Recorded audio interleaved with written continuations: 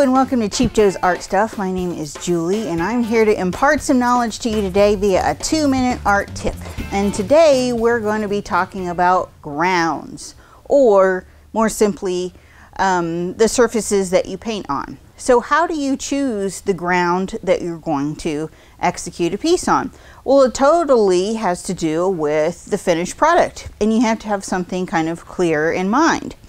So if your working style is such, or you have an idea for something that's supposed to be detailed and sharp and refined and stuff, maybe a rough surface like a canvas or even like rough watercolor paper wouldn't work for that, because detail doesn't translate as well on a more textured surface.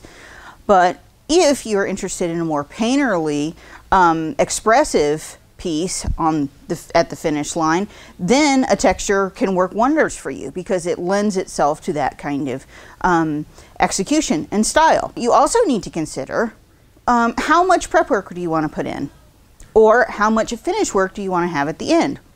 Are you interested in framing this? Or when you're done painting, do you want to be able to put some hardware on it and hang it up? So those kind of considerations are important too.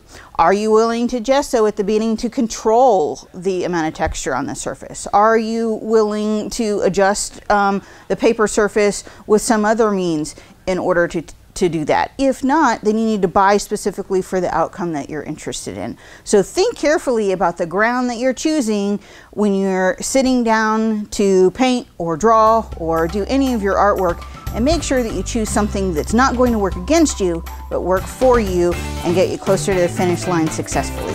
So enjoy.